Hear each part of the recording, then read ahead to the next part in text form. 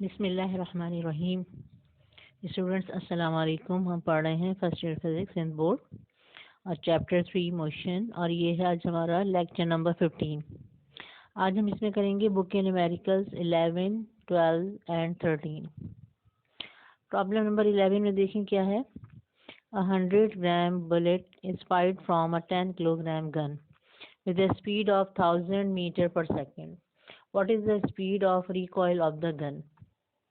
इसी तरह का न्यूमेरिकल आपने ठीक है मैट्रिक क्लास में भी किया होगा। देखिए इसमें होता क्या है कि ये आपके पास एक गन है और इसके अंदर बुलेट है। ये तो इनिशियल कंडीशन इसकी ये है, क्या है कि बुलेट और गन जो है वो रेस्ट में है। अब जब बुलेट और गन रेस्ट में है तो दोनों की इनिशियल स्पीड क्या होगी, बुलेट की भी इनिशियल स्पीड 0 होगी और गन की भी इनिशियल स्पीड जो है वो 0 होगी। ठीक है, और ये जो है हम इसको क्योंकि प्रॉब्लम को करेंगे law of conservation of linear momentum से। ये तो law of conservation of linear momentum हमने क्या देखा था कि दो बॉडीज जो हैं वो मूव कर रही होती हैं, फिर वो दोनों कोलाइड करती हैं और उसके बाद फिर उनकी वेलोसिटी चेंज हो जाती है, फिर फाइनल v1 v2 वेलोसिटी से मूव करती हैं। यानी कि उनकी जो इनिशियल वेलोसिटी होती है वो u1 u2 होती है और फाइनल वेलोसिटी क्या होती है, v1 v2 होती है। ये अब यहाँ पर ये जो है जब हम उसी जो फॉर्मूले से हम करेंगे तो यहाँ पे देखें कि ये कोलिजन वाली जो है ये कौन सी पोजीशन है कि जब ये दोनों एक तरह से ये कांटेक्ट में है यानी कोलिजन में है। ये ठीक है, यानी जब दो बॉडीज ठीक है मूव करती आती है ना तो उसके बाद कोलाइड करती हैं। अब ये मूव करती हुई तो नहीं आ रही हैं, तो ये जो है हम समझ लें कि वहाँ से सिचुएशन शुरू हो रही है जहाँ पे दो बॉडीज कोलाइड करती हैं यानी एक दूसरे से टकराती हैं। ये ठीक है, तो ये वाली जो कंडीशन है कि जब ये एक दूसरे से कांटेक्ट में है या कोलाइड कर रही हैं उस वक्त दोनों रेस्ट में है और उस वक्त दोनों की इनिशियल वेलोसिटी क्या है, 0 है। अब उसके बाद क्या होता है कि जब ये फायर की जाती है बुलेट, तो बुलेट जो है आगे जाती है और जिस स्पीड से आगे जाएगी ये इसकी होगी फाइनल वेलोसिटी। ठीक है, क्योंकि हम इनिशियल जो है यहाँ पे ले चुके हैं जब ये रेस्ट में थी, तो अब इसकी होगी फाइनल वेलोसिटी। ठीक है, तो फाइनल वेलोसिटी इसकी जो दी हुई है वो है बुलेट की 1000 मीटर पर सेकेंड। तो ये 1000 मीटर पर सेकेंड जो है ये v1 होगा। ठीक है, बुलेट के लिए जो है हम सारा समझ लें कि डाटा जो बनाएंगे वो 1 1 से बनाएंगे और गन के लिए जो हम डाटा बनाएंगे वो 2 2 से बनाएंगे। ठीक है, तो यहाँ पर हम बुलेट के लिए जो इनिशियल स्पीड लेंगे वो लेंगे u1 और बुलेट की जो फाइनल स्पीड लेंगे वो क्या लेंगे, v1 लेंगे। ठीक है, अब गन की जो इनिशियल स्पीड होगी उसको हम u2 से डिनोट करेंगे। ठीक है, और क्योंकि गन रेस्ट में है ठीक है तो यहाँ पर क्या होगा, यहाँ पे u2 0 होगी। अब कैलकुलेट हमें देखें क्या करना है, what is the speed of recoil of the gun. होता क्या है, जब बुलेट फायर की जाती है तो बुलेट तो आगे जाती है। ठीक है, और उसमें मोमेंटम को कंजर्व करने के लिए ठीक है ये होता है कि पिस्टल जो है ये गन जो है वो बैकवर्ड मूव करती है। ठीक है, यानी इसमें एक जो झटका लगता है, एक जो फोर्स लगती है ठीक है वो होती है पीछे की तरफ। ये ठीक है, तो यहाँ पर जो पीछे की तरफ ये गन आती है ठीक है उसको हम कहते हैं, उसकी जो जो स्पीड होती है उसको हम कहते हैं रिकॉइल ऑफ द गन। ठीक है, तो अगर आपसे ये पूछा what is speed of the recoil of the gun, तो अब ये जो पीछे की तरफ ये जो आती है गन ये रिकॉइल है और जिस स्पीड से आ रही है ठीक है उसको हम अब डिनोट कर रहे हैं v2 से, ये होगी गन की फाइनल स्पीड। तो अब ये जो गन जो पीछे की तरफ आ रही है जिस स्पीड से, वो आपको v2 कैलकुलेट करना है, यानी speed of recoil of the gun आपको कैलकुलेट करना है। और यहाँ पे हम अप्लाई करेंगे law of conservation of linear momentum. अब हम डाटा बना लेते हैं। ठीक है, बुलेट के लिए हम 1 से बनाएंगे, गन के लिए हम 2 से बनाएंगे। तो हमने बुलेट के लिए देखें डाटा बना रहे हैं, मास ऑफ बुलेट जो है उसको हम ले रहे हैं m1। अभी देखिए यहाँ पे मैंने वर्डिंग लिखी है। ठीक है, नॉर्मली हम क्या कर रहे होते हैं, सिर्फ डाटा बना लेते हैं m1 m2 ऐसे करके। ये यहाँ पर देखिए जब दो चीज़ें आ जाती हैं तो हमें यहाँ पर वर्डिंग जो है थोड़ी नेसेसरी हो जाती है ताकि एग्जामिनर को पता चल जाए कि हम m1 जो है ठीक है वो किसका मास से ले रहे हैं और m2 जो है वो किसका मास ले रहे हैं। क्योंकि देखें यहाँ पे हम चेंज भी कर सकते हैं। ठीक है, हम मास ऑफ बुलेट को m2 भी ले सकते हैं, मास ऑफ गन को m1 भी ले सकते हैं।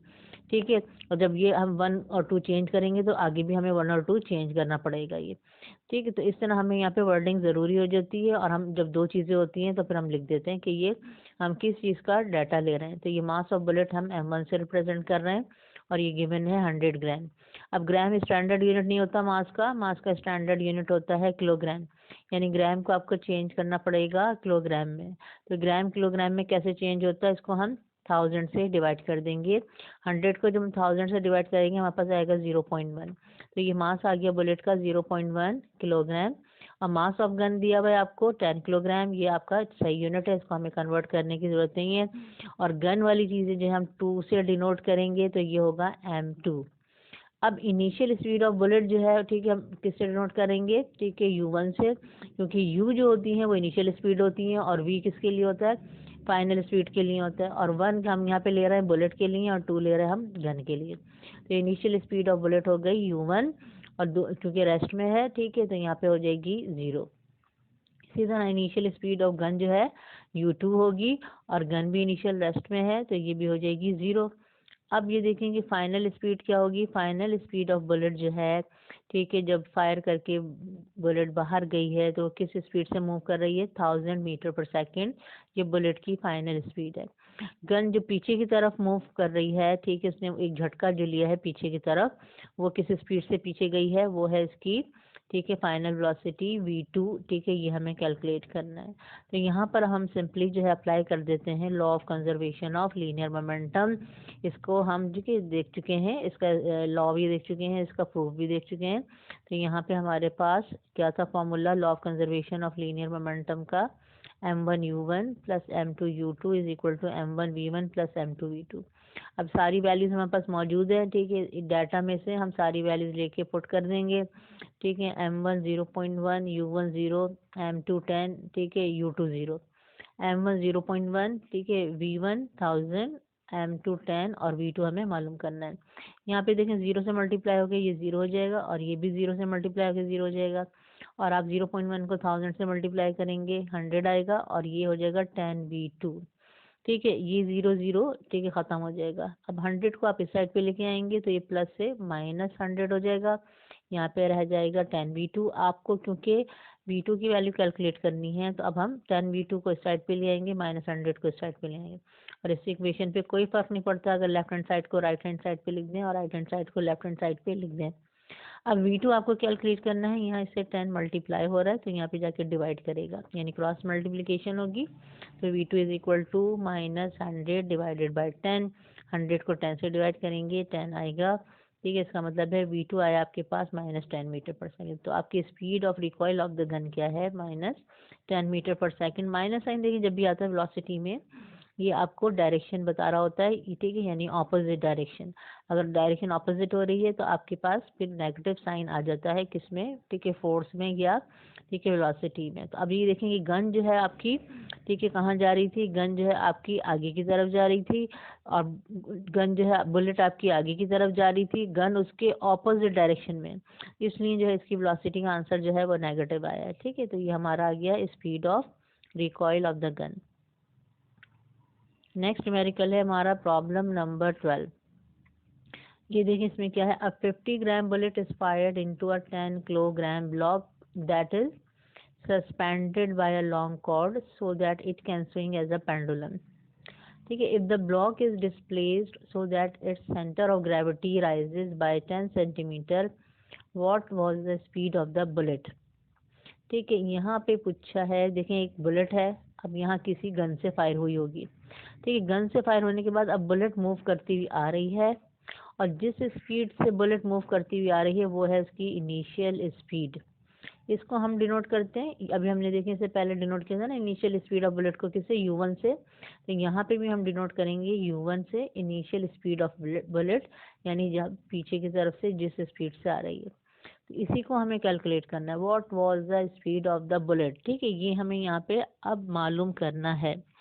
अब देखिए होता क्या है कि एक ब्लॉक है ये, वो जो है एक रस्सी के साथ, ठीक है, आपने बांध के लटकाया हुआ है यहाँ से, और इनिशियली जो है अभी ब्लॉक मूव नहीं कर रहा है, ब्लॉक इस पोजीशन पर है, ये रेस्ट में। जैसे पेंडुलम होता है, पेंडुलम को जब आप थ्रेड से धागे से बांध के लटकाते हैं तो वो किस पोजीशन में होता है, वो इस पोजीशन में होता है। और ये उसकी कौन सी पोजीशन होती है, मीन पोजीशन होती है। पेंडुलम का आप टॉपिक पढ़ चुके हैं और यहाँ पे भी आप 8 चैप्टर में इसको पढ़ेंगे। तो यहाँ पर ये इसकी मीन पोजीशन है, ब्लॉक अभी हैंग हुआ है और इस वक्त रेस्ट में। अब ब्लॉक इनिशियली रेस्ट में है तो ब्लॉक की जो इनिशियल स्पीड होगी जिसको हम U2 से डिनोट करेंगे, ठीक है, ये क्या होगी, ज़ीरो हो गई है। ठीक है, ब्लॉक की इनिशियल स्पीड 0 और बुलेट की जो है इनिशियल स्पीड u1 जिसको हमें मालूम करना है, ये 0 नहीं होगी क्योंकि ये मूव करती हुई आ रही है, जिस स्पीड से मूव करती हुई आ रही है। ठीक है, तो ज़ाहिर बात जैसी कोई स्पीड होगी, ये u1 है, ये 0 नहीं होगी, ये हमें मालूम करना है। अब होता क्या है कि बुलेट जब आती है तो वो ब्लॉक के अंदर जाती है और पेनिट्रेट होने के बाद ब्लॉक के अंदर, ठीक है, ब्लॉक से बाहर नहीं निकलती, ब्लॉक के अंदर, ठीक है, जाके जैसे रुक जाती है। और फिर क्योंकि इतनी तेज चीज जब बुलेट जो है ब्लॉक से टकराई है, ठीक है, ये इसके अंदर चली गई है, तो अब ये दोनों जो है बुलेट और ब्लॉक ये दोनों मूव करते हैं और यहाँ पर इस पोजीशन पे आ जाते हैं। जैसे कि पेंडुलम को देखें, जब आप मूव कर पाते हैं तो पेंडुलम कैसे मूव करता है, ये मीन पोजीशन होती है, तो इस तरह से, ठीक है, ये मूव करता है ऐसे, ठीक है, ये इसका कर्व पाथ होता है, ये वाइब्रेटरी मोशन होती है पेंडुलम की तरह। तो इसी तरह से पेंडुलम की तरह ये मूव करेगा, ऊपर जाएगा। ठीक है, पेंडुलम की तरह मूव करके ऊपर जाएगा और जब यहाँ से ऊपर जाएगा तो यहाँ पे क्योंकि बुलेट इसके अंदर आ चुकी है, ठीक है, तो ये बुलेट जो है इसके अंदर होगी, बुलेट इसके अंदर होगी और दोनों एक साथ ऊपर जाएंगे यहाँ तक। ठीक है, अब होता क्या है पेंडुलम में कि जब यहाँ पर, ठीक है, ये होता है, ये मेन पोजीशन होती है और ये वाली जो होती है जहाँ तक ये जाते हैं ऊपर, ये होती है इसकी एक्सट्रीम पोजीशन। ठीक है, तो यहाँ पे आके पेंडुलम रुक जाता है। ठीक है, ये एक्सट्रीम पोजीशन पर, ठीक है, पेंडुलम रुक जाता है, यानी इसकी वेलोसिटी 0 होती है। और जब पेंडुलम वापस आता है यानी मीन पोजीशन पर, तो फिर देखिए मीन पोजीशन पे नहीं रुकता है, यहाँ पे इसकी वेलोसिटी मैक्सिमम होती है। ठीक है, यहाँ वेलोसिटी मैक्सिमम, यहाँ वेलोसिटी 0, और फिर जो है फिर ये आगे मूव करता हुआ जाता है ये। ठीक है, इसी तरह से इसकी मूवमेंट होती है। अब हमें जो कंसर्न है, देखिए यहाँ से यहाँ तक है कि ये इनिशियली क्या है, वो यहाँ पर है और यहाँ तक ये गया है और दोनों साथ जो हैं, ठीक है, ये जब यहाँ से यहाँ गए हैं तो ये दोनों साथ गए हैं, बुलेट और ब्लॉक। ठीक है, अब जिस स्पीड पे, जैसे कि देखिए आया है, बुलेट आई है और यहाँ पे इसके अंदर गई है, तो यहाँ से अब ये मूव करना जो शुरू करेंगे बुलेट और ब्लॉक, वो स्पीड होगी v। ठीक है, वो स्पीड v होगी और यहाँ पे जब पहुंचेंगे तो यहाँ पे रुक जाएंगे, यानी दोनों की स्पीड पे यहाँ पे 0 हो जाएगी।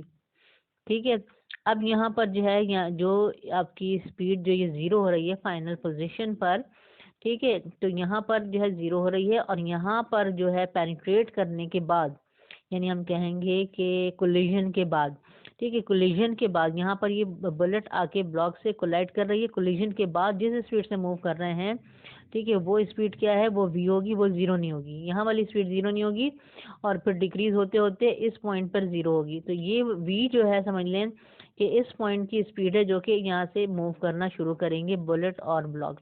अब यहाँ पर देखें दोनों एक साथ मूव कर रहे हैं बुलेट और ब्लॉक, तो फाइनल स्पीड जो बुलेट की होगी और फाइनल स्पीड जो ब्लॉक की होगी, यानी v1 v2 वो दोनों किसके इक्वल होंगी, v के इक्वल होंगी, क्योंकि दोनों एक दूसरे के साथ अटैच हैं। ठीक है, अंदर हैं, जुड़े हुए हैं, तो दोनों की जो फाइनल स्पीड होगी वो सेम होगी, तो v1 is equal to v2 is equal to v होगी।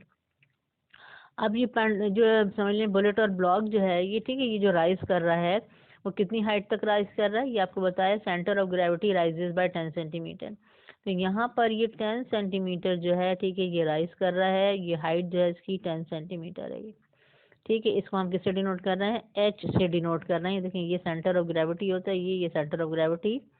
ठीक है, तो कितना राइज किया है, ठीक है, यहाँ से लेके यहाँ तक का डिस्टेंस, ये डिस्टेंस जो है ये एच है, ये सेंटर ऑफ ग्रेविटी राइज किया 10 सेंटीमीटर। इसका यूनिट हम चेंज कर देंगे। ठीक है, और यहाँ पर हम क्या करते हैं, इसको हम लिख भी लेते हैं। ठीक है, हमने हाइट जो है, ठीक है, कितना हाइट इसने राइज किया है, ठीक है, हाइट है हमारी, ठीक है, हाइट है हमारी 10 सेंटीमीटर और 10 सेंटीमीटर हमारा हो जाएगा, इसको 100 से डिवाइड करेंगे मीटर में चेंज करने के लिए, ये हो जाएगा 0.1, ठीक है, मीटर। अब हम डाटा बना रहे हैं, देखिए हमारे पास जो है मास ऑफ बुलेट है 50 ग्राम, ठीक है, और हमने इसको 1000 से डिवाइड करके किलोग्राम में चेंज किया, 0.05 किलोग्राम। ठीक है, मास ऑफ ब्लॉक गिवन है 10 kilogram. Initial speed of bullet, जिस स्पीड से बुलेट आ रही है ये हमें मालूम करना है, u1। Initial speed of block, block rest में था, ठीक है, मीन पोजीशन पर, ये इनिशियल स्पीड ऑफ ब्लॉक हो जाएगी 0, इसको हम डिनोट करना है u2 से। कितना हाइट राइज किया है, ठीक है, 10 सेंटीमीटर, ये हो जाएगा हमारा 100 से डिवाइड करके 0.1 मीटर। ठीक है, फाइनल स्पीड जो होगी ब्लॉक की और बुलेट की वो सेम होगी, यानी v1 is equal to v2 is equal to, हम किससे डिनोट करेंगे, v से। जब दो जो है चीज़ें सेम होती हैं तो फिर हम उसे क्या करते हैं, एक ही सिंबल से रिप्रेजेंट करते हैं, यहाँ पे V1 V2 इक्वल है तो हम इसको V से रिप्रेजेंट करेंगे। अब हम सबसे पहले यहाँ पे लगाते हैं according to law of conservation of linear momentum. Law of conservation of linear momentum से हम ठीक है कुछ कैलकुलेट करेंगे, देखें क्या आता है। तो law of conservation of linear momentum है हमारा m1u1 plus m2u2 is equal to m1v1 plus m2v2। ठीक है, यहाँ पर सारी वैल्यूज हमें मालूम है, हम इन वैल्यूज को पुट कर देंगे। अब हम देखेंगे क्या आ रहा है हमारे पास। देखें m1 यानी कि मास ऑफ बुलेट है 0.05, u1 ये हमें कैलकुलेट करना है। ठीक है, मास ऑफ ब्लॉक है m2 10। ठीक है, इनिशियल स्पीड ऑफ ब्लॉक है 0। ठीक है, फिर हमारे पास मास ऑफ ठीक है बुलेट है 0.05, फाइनल स्पीड ऑफ बुलेट है v, और मास ऑफ ब्लॉक है 10 और फाइनल स्पीड ऑफ ब्लॉक है v। ठीक है, यहाँ पर 0 से मल्टीप्लाई होकर ये 0 हो जाएगा, ख़त्म। ये हमने मल्टीप्लाई किया, ये हो गया 0.05 u1, ये आया। और यहाँ पे अभी देखिए दोनों सेम टर्म्स हो गई v और v की, तो ये दोनों ऐड हो सकते हैं। हम इनको ऐड कर लेंगे, 10 में 0.05 ऐड करेंगे तो आ जाएगा 10.05 v। अब हमें यहाँ पर u1 क्योंकि मालूम करना है, तो u1 की अब समझ लें कि हम फार्मूला बनाएंगे या वैल्यू निकालेंगे। तो ये जो यहाँ पे मल्टीप्लाई हो रहा है 0.05 यहाँ के डिवाइड करेगा, तो हम डिवाइड करेंगे 10.05 को 0.05 से, हमारे पास आएगा 201। अब यहाँ पे देखें v है, v अभी अननोन है, हमें नहीं मालूम। इसका मतलब है कि अभी इनिशियल स्पीड ऑफ बुलेट हमें नहीं मालूम हुई है। ये हमारे पास एक इक्वेशन आ गई है जिसको हम कह रहे हैं इक्वेशन नंबर 1 है। तो u1 का एक तरह से समझ लें फॉर्मूला, ये इक्वेशन आ गई है। अब हम v कैलकुलेट करेंगे और v की यहाँ वैल्यू पुट करने के बाद फिर हम u1 कैलकुलेट कर लेंगे। अब देखें v कैसे कैलकुलेट होता है। तो यहाँ पे दोबारा आ जाइए, देखें ये आपके पास जो पेंडुलम की तरह से ये लटक रहे हैं, ठीक है, ये बुलेट और यहाँ पर ये, तो इसमें क्या होता है, ठीक है, पेंडुलम में भी कि law of conservation of energy जो है अप्लाई हो रहा होता है, यानी एनर्जी कंजर्व्ड होती है। इसका मतलब है कि total energy at mean position is equal to total energy at extreme position, यानी टोटल एनर्जी जो है वो कांस्टेंट रहती है हर पोजीशन पर। अब यहाँ पे क्योंकि हमारे पास दो पोजीशन है, एक मीन है एक एक्सट्रीम है, तो हम कहेंगे कि total energy at mean position is equal to total energy at, ठीक है, एक्सट्रीम पोजीशन। अब यहाँ पे जो एनर्जीज हम ले रहे होते हैं पेंडुलम में, और आगे भी आप देखेंगे, ठीक है, जब आप पेंडुलम का टॉपिक पढ़ेंगे, यहाँ दो एनर्जीज हम इसकी कंसिडर कर रहे होते हैं, एक होती है काइनेटिक एनर्जी और एक होती है पोटेंशियल एनर्जी। ठीक है, अब ये जो मेन पोजीशन होती है इस पर पोटेंशियल एनर्जी 0 होती है, क्योंकि पोटेंशियल एनर्जी डिपेंड करती है। पोटेंशियल एनर्जी का फॉर्मूला क्या होता है हमारे पास, ठीक है, ये भी आप देख चुके हैं, मैट्रिक में पढ़ा है आपने, ठीक है, mgh ये होता है पोटेंशियल एनर्जी का। यानी पोटेंशियल एनर्जी किस पर डिपेंड कर रही है, mass of the body, g जो है acceleration due to gravity 9.8, h होता है हाइट, यानी कि ये हाइट पर डिपेंड करती है। ठीक है, जितनी ज़्यादा हाइट होगी उतना ज़्यादा पोटेंशियल एनर्जी होगी। अब यहाँ पे क्या होता है कि हमारे पास ये जो होती है हमारे पास मीन पोजीशन, इस वक्त तो कोई आपके पास हाइट नहीं है, तो यहाँ पे पोटेंशियल एनर्जी 0 होती है, और यहाँ पे देखें मैक्सिमम हाइट तक चला गया ये पेंडुलम, उसके बाद ये वापस आता है, तो यहाँ पर एक्सट्रीम पोजीशन पर पोटेंशियल एनर्जी मैक्सिमम। तो यहाँ पे जो पोटेंशियल एनर्जी मैक्सिमम और यहाँ पे पोटेंशियल एनर्जी 0। अब काइनेटिक एनर्जी के साथ क्या होता है, ठीक है, काइनेटिक एनर्जी क्योंकि यहाँ पे आके पेंडुलम रुक जाता है और यहाँ पे ये भी रुक गए ब्लॉक और बुलेट, तो यहाँ पर वेलोसिटी 0 हो जाती है। जब यहाँ वेलोसिटी 0 हो जाएगी तो काइनेटिक एनर्जी 0 हो जाएगी। क्यों, क्योंकि काइनेटिक एनर्जी का फॉर्मूला होता है हमारे पास, ठीक है, हाफ mv²। ठीक है, तो अब अगर आपके पास वेलोसिटी 0 हो गई है, ठीक है, तो काइनेटिक एनर्जी भी 0। तो इस पॉइंट पर एक्सट्रीम पोजीशन पर काइनेटिक एनर्जी 0 होती है, और यहाँ पर क्योंकि इस मीन पोजीशन पर वेलोसिटी मैक्सिमम होती है पेंडुलम की, तो काइनेटिक एनर्जी भी मैक्सिमम होती है। तो अभी देख लीजिए, मीन पोजीशन पर potential energy 0, kinetic energy maximum, और एक्सट्रीम पोजीशन पर kinetic energy 0, potential energy maximum. अब टोटल एनर्जी जब हम यहाँ कैलकुलेट करते हैं मीन पोजीशन पर, तो यहाँ पर क्या होता है कि पोटेंशियल एनर्जी तो 0 होती है, तो टोटल एनर्जी किसकी इक्वल आएगी, मैक्सिमम काइनेटिक एनर्जी की इक्वल आएगी। और जब हम यहाँ पे टोटल एनर्जी कैलकुलेट करते हैं एक्सट्रीम पोजीशन पर, तो यहाँ पे काइनेटिक एनर्जी 0 होती है और पोटेंशियल एनर्जी मैक्सिमम, तो यहाँ पे टोटल एनर्जी किसकी इक्वल आती है, मैक्सिमम पोटेंशियल एनर्जी की इक्वल आती है। ठीक है, अब टोटल एनर्जी क्योंकि इक्वल होती है, कंजर्व्ड होती हैं, कांस्टेंट होती हैं, तो total energy at this point जो है वो इक्वल होती है total energy at this point, यानी maximum kinetic energy at mean position किसकी इक्वल होगी, maximum potential energy at extreme position. अब ये जो चीज़ है इसको हम यूज़ करेंगे किसको कैलकुलेट करने के लिए, वी कैलकुलेट करने के लिए। आगे आप ये देखिए हमारे पास हमने क्या लिखा है कि ये law of conservation of energy के अकॉर्डिंग हम क्या कहते हैं, पेंडुलम में total energy at mean position is equal to total energy at extreme position. और मीन पोजीशन पे क्या होती है, काइनेटिक एनर्जी मैक्सिमम होती है और पोटेंशियल एनर्जी ज़ीरो, और एक्सट्रीम पोजीशन पे क्या होती है, पोटेंशियल एनर्जी मैक्सिमम और काइनेटिक एनर्जी ज़ीरो। यानी ये टोटल एनर्जी हो गई मीन पोजीशन पर और ये टोटल एनर्जी हो गई एक्सट्रीम पोजीशन पर। अब यहाँ पे काइनेटिक एनर्जी का फॉर्मूला लगा देंगे, यहाँ पे हम पोटेंशियल एनर्जी का फॉर्मूला अप्लाई करेंगे। अब काइनेटिक एनर्जी जो होती है, मैंने अभी आपको क्या बताया था फॉर्मूला, हाफ mv²। ठीक है, अगर एक बॉडी है, एक पेंडुलम है, तो उस पेंडुलम का मास आप m से डिनोट कर रहे हैं तो वहाँ पे आप हाफ mv² लिखेंगे। लेकिन यहाँ पे देखिए जो अब पेंडुलम की जगह आपके पास चीज़ है वो है, ठीक है, ब्लॉक, और ब्लॉक के अंदर जो है बुलेट भी है। ठीक है, तो अब ये दो चीज़ें जो हैं वो मीन पोजीशन से एक्सट्रीम पोजीशन की तरफ मूव कर रही हैं। ठीक है, तो ये जो पेंडुलम है अब यहाँ पे आपका उसमें क्या है, बुलेट प्लस ब्लॉक। तो यहाँ पे जो मास होगा वो भी क्या होगा, दोनों का ऐड हो जाएगा, यानी mass of bullet plus mass of block. ठीक है, क्योंकि दोनों चीज़ें एक साथ मूव कर रही हैं। तो m की जगह हम लिखेंगे m1 प्लस m2। और यहाँ पे देखें पोटेंशियल एनर्जी जो मैक्सिमम है उसका फॉर्मूला क्या होता है, mgh। यहाँ पे भी m की जगह हमें क्या लिखना पड़ेगा, ठीक है, m1 plus m2 mass of bullet plus mass of block, क्योंकि एक्सट्रीम पोजीशन में भी हमने देखा कि ब्लॉक के अंदर क्या था, बुलेट मौजूद थी।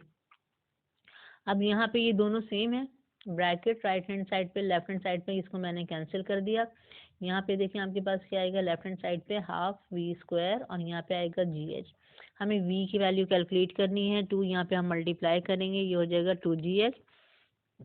और यहाँ पे देखें मुझे क्योंकि v की वैल्यू चाहिए, स्क्वायर रिमूव करना है, स्क्वायर हटाने के लिए हम क्या करेंगे, दोनों साइड पे स्क्वायर रूट ले लेंगे और यहाँ पे स्क्वायर और स्क्वायर रूट जो है वो कैंसिल हो जाएगा, यहाँ रह जाएगा v is equal to under root 2gh। अब यहाँ पे हम वैल्यूज पुट कर देंगे, फॉर्मूला आ रहा है हमारे पास v is equal to under root 2gh, 2 g की वैल्यू 9.8 और h जो है आपका है 0.1। ठीक है, हाइट थी हमारे 10 सेंटीमीटर, उसको हमने मीटर में चेंज किया था। अब आप इन तीनों नंबर को मल्टीप्लाई करेंगे, पहले 2 मल्टीप्लाई बाय 9.8, ठीक है, मल्टीप्लाई बाय 0.1, जो आंसर आएगा उसका स्क्वायर रूट ले लेंगे, स्क्वायर रूट ऑफ आंसर।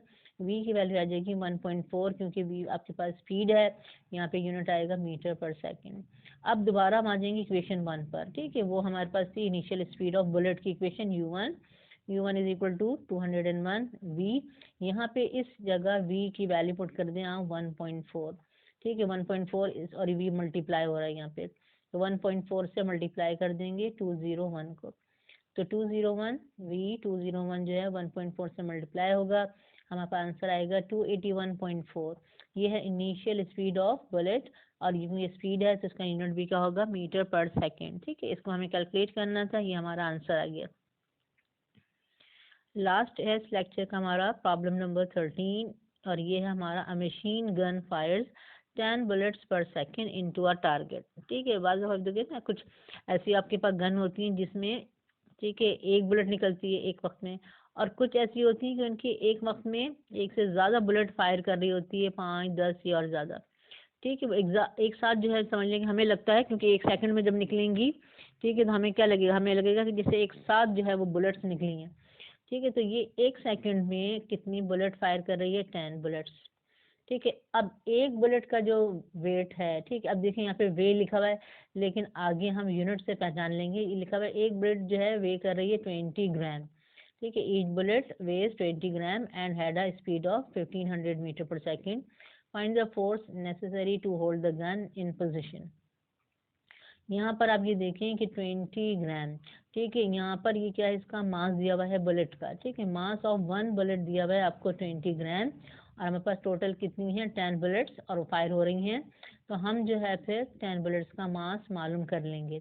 अब इस किस तरह मालूम करेंगे, देखें अगर आपके पास एक, अगर मैं कहूँ कि आपके पास पेन जो है, ठीक है, वो आपके पास आता है कितने का, ठीक है, 10 रुपीज़ का आता है। ठीक है, 10 रुपीज़ का अगर एक पेन आ रहा है, तो 10 जो है पेन कितने के होंगे, तो आप क्या करके बताएंगे, मल्टीप्लाई करके बताएंगे, 10 मल्टीप्लाई बाय 10 100, यानी कि 10 पेन जो हैं वो कितने के आएंगे, 100 रुपीज़ के आएंगे।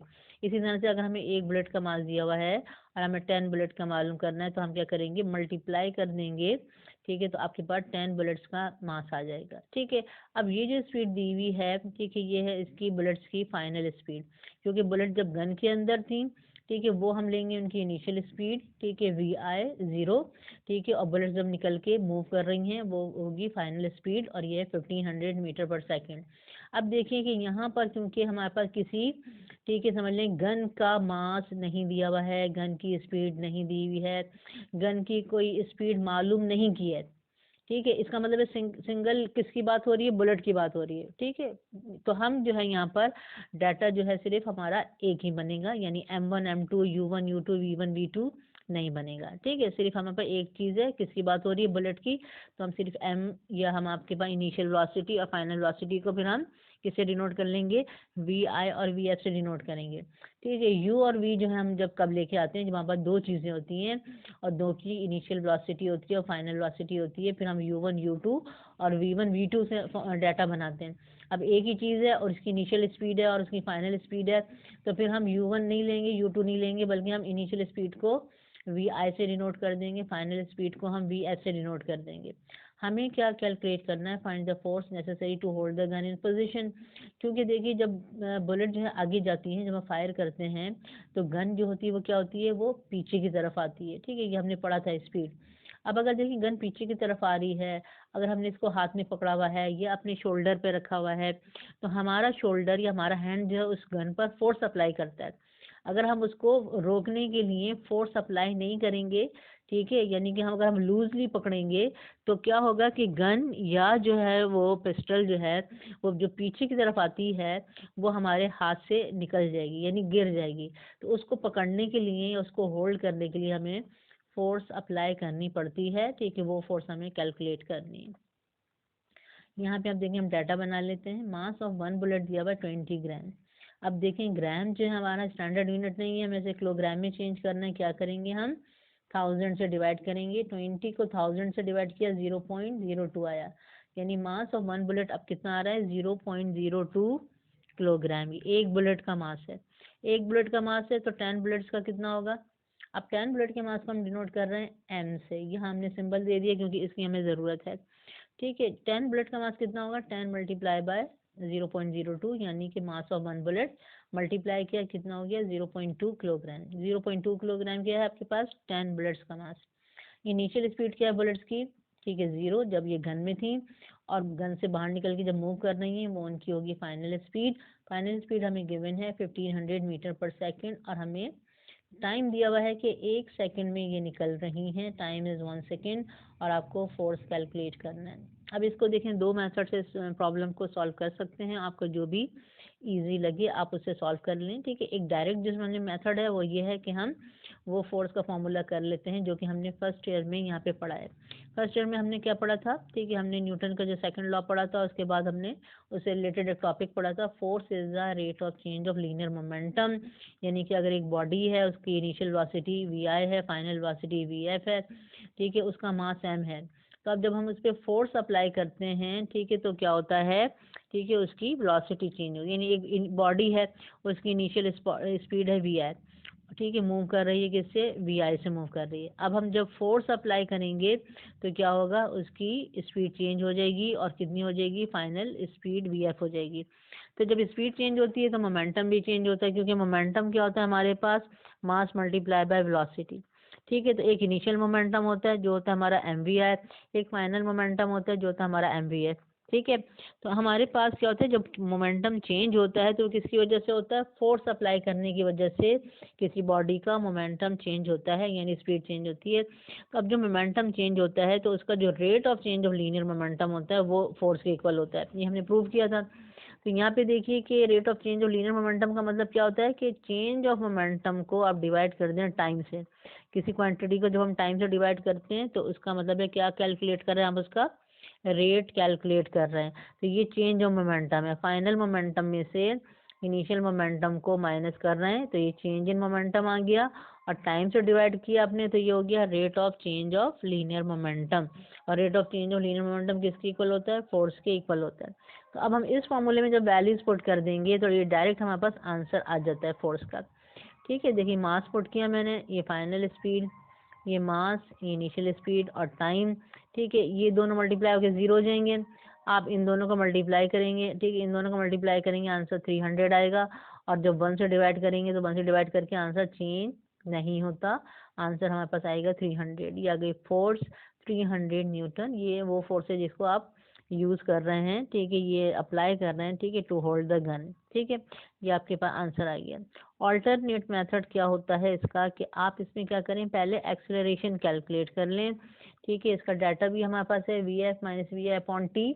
ये फॉर्मूला कहाँ से आता है हमारे पास, फर्स्ट इक्वेशन ऑफ मोशन से। और एक्सेलरेशन क्या होता है, change in velocity in unit time या rate of change of velocity. तो ये है चेंज ऑफ वेलोसिटी और ये है टाइम, टाइम से डिवाइड कर रहे हैं, ये हो गया रेट। तो rate of change of velocity is equal to acceleration. यहाँ पे हम वैल्यूज पुट करेंगे, final velocity, initial velocity, time 1500, ठीक है, माइनस 0 1500 डिवाइडेड बाय 1 1500। एक्सेलरेशन आ गया 1500 मीटर पर सेकंड स्क्वायर। अब यहाँ पे देखिए कि एक्सेलरेशन है, मास है, तो फोर्स कैसे कैलकुलेट करेंगे, according to Newton second law, F is equal to M A. ठीक है, मास है 10 बुलेट्स का 0.2, एक्सेलरेशन है 1500, मल्टीप्लाई किया 300। देखिए सेम आंसर आ रहा है। अब इस मेथड से भी मालूम कर सकते हैं, फोर्स आ गई हमारे पास 300 न्यूटन। ठीक है, तो कोई भी आपको जो मेथड, ठीक है, इजी लगे आप यूज़ कर सकते हैं। ठीक है, बस ये कि वो सही हो, करेक्ट आंसर दे रहा हो। तो यहाँ पे हमने आज किए हैं स्टूडेंट्स प्रॉब्लम 11, 12 एंड 13। चलिए नेक्स्ट लेक्चर में हम आगे मजीद प्रॉब्लम सॉल्व करेंगे। अगर आपको समझ में आ रहा है तो ठीक है, तो आप जो है ज़रूर कमेंट्स किया करें, ठीक है, और लाइक करें, शेयर करें।